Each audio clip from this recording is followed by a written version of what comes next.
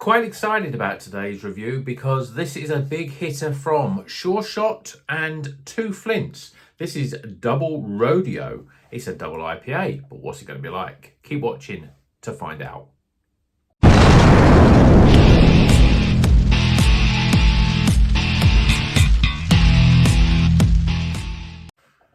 Welcome back to Rocker's Beer Review. On the introduction, I was getting too excited because it's actually called Bigfoot Rodeo, not Double Rodeo, which I think I said. And this is a collaboration between Sureshot, who are the leading brewery, and Two Flints. And the reason I'm excited is because it's got my favourite new hop in it. It's got the HBC 1019, which is the hop that's very similar to Sabro. It's also got Rwaka T90 and Hop Kiev, and Mutueka T90 and Hop Kiev. And it says it's a smooth, creamy coral of juicy fruits, yeehaw, cowboy cryptid. Cryptid? I don't know what that means. It's a monkey dressed as a cowboy. I don't know if it's got some sort of crypto thing to go towards it or something. Maybe it's the ape NFT, if you know any of that stuff. But let's crack it open, get it in a glass, see what it's all about. I know there's some people out there that probably aren't a big fan of HBC 1019. Probably because they don't know that, you know, it's easy to forget the number and everything. I'll be glad when a lot of these experimental hops just give them a bloody name. But I'm a big fan of it. It is it's very much like Sabro, but there's something a little bit different about it. I think it's a bit more it's a bit more heavier, I think, on the coconut. And it's got a little bit more, it's always got a little bit more of the Talus sort of element to it as well. So it's almost like a combo of Sabro and Talus, which to some people sounds like their idea of hell, but I really like it. But I know what's going to happen because it happened with Sabro. I was a big fan of it when I first had it, and then I had it again. I thought, yeah, I really like this. Had it again, yeah, it's good. And then after that, it was like, I'm starting to find it a little bit too much. So maybe I'll find that with this. By the time it's got a name, it might be too much. But like any good hop, if it's mixed with other, well, brewed with other hops, then I think you get the best out of it without it over dominating. But anyway, beer in a glass. Well, look at that. That is thick yellow onto the point of golden to orange. You can see that this is going to be quite a thick beer. We've got just under 2 fingers. Fairly compacted though. Off-white head. Looks pretty good. Let's see what the aroma's like. Again, double IPAs. Sometimes they can really pack an aroma punch, and sometimes they don't have any, and you go, oh, what is that kind of flavour going to be a bit lacking? And it usually isn't. So I'm getting more of that Rwaka in there. There's a little bit of peppery spice. It's a bit of a funny one, Rwaka. There's a lot of pepperiness to it. But there's elements of the New Zealand in there. So you're getting pepper and you're getting a little bit of herbalness. You're getting savoury notes. And deep down there's a real dank sort of weedy, almost to the point of, yeah, it's like almost like Nelson Sauvin gone bad, almost, Rwaka is. Anyway, doesn't smell overly inviting, but I'm looking forward to the taste. So cheers, everyone.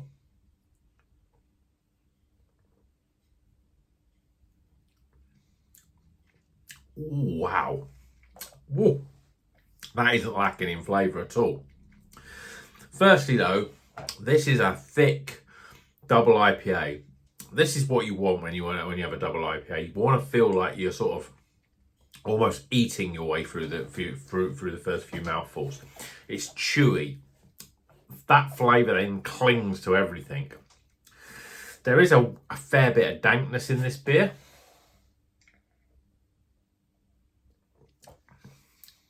And the reason why I'm a big fan of 1019 is that I think it's a much brighter type of coconut and tropical flavour. But this beer is slightly different. It's quite dank. There's a real sweatiness in that, in the fruit flavours, the tropical flavours that you're getting. Yes, the coconut is in there. It's not as, again, sometimes when I've had it, it's been quite sweet. and very sort of bright coconut flavour. But here it's a little bit more dank.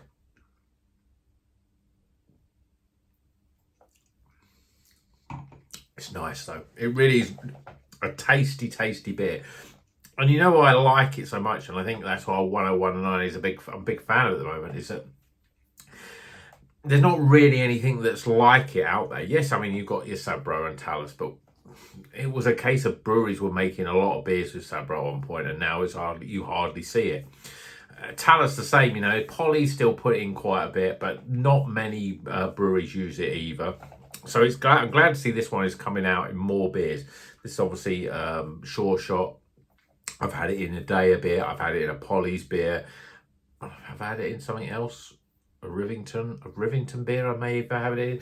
So I've had it in a few different breweries beer. So obviously different breweries are bringing it to the forefront.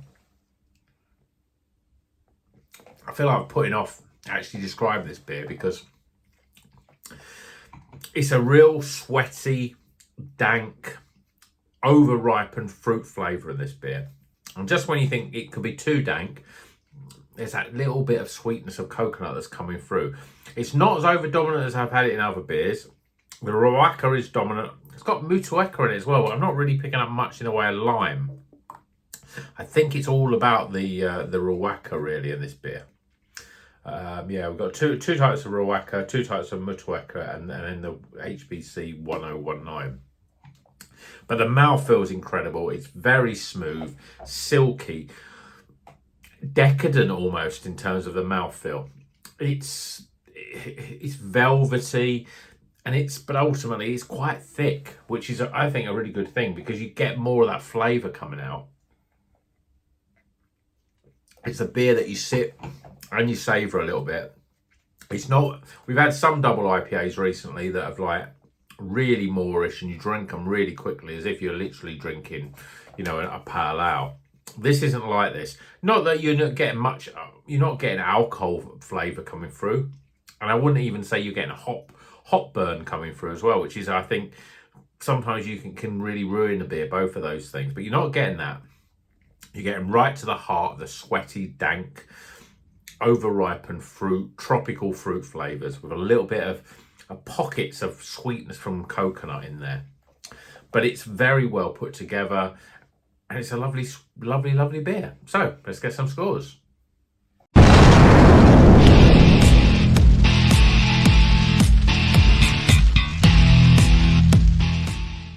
Okay, the scores are in for Bigfoot Rodeo. This is a double IPA from Sureshot in collaboration with Two Flints. 8% ABV. We've got HBC 1019, the new experimental hop. We've got Roaka, both T90 and Hop Kiev, and Mutueka, both T90 and Hop Kiev. It's a very tasty beer. The star is the mouthfeel. It's lovely, soft, thick, you know, medium to thick body of a beer. This is how I like my double IPAs. But enough talking, let's hit the scores. Starting with aroma, appearance, flavour, value for money. This one was £6.50, which I think is probably at the top end really that I'd want to pay for a double IPA. But you are paying £6 to £7 really, so it's in the middle of the sort of normal price you pay for a double IPA. And finally, my overall experience. Top the scores up, and well, I mean, as much as I think it's a really nice beer, it just doesn't quite get into the highly recommended. Total score 79 out of 100. I think the aroma's not quite there, but that doesn't really make much difference in terms of the enjoyment of the beer.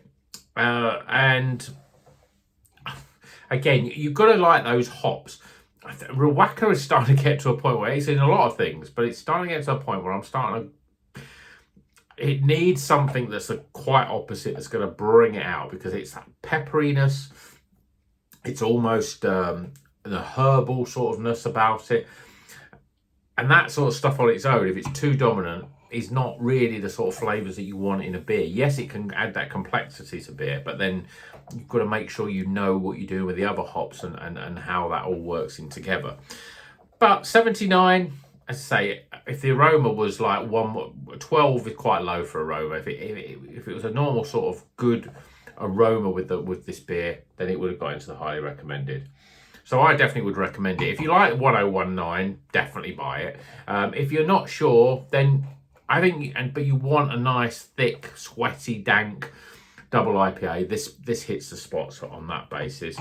But let me know what you think of HBC 1019, the experimental hop. I mean, as I said, it's coming out in more beers now. I would have thought if you're a big lover of craft beer, you have probably stumbled upon it at some point and thought, oh, that's a bit of a different flavour. But let me know what you think of that, and whether you think it is like a sort of a distant cousin of Sabro. Let me know in the comments. And until the next one, well, you know what you're going to do. Give it a thumbs up if you like the video. Subscribe if you're not a subscriber. Drink a craft beer. And keep on rocking.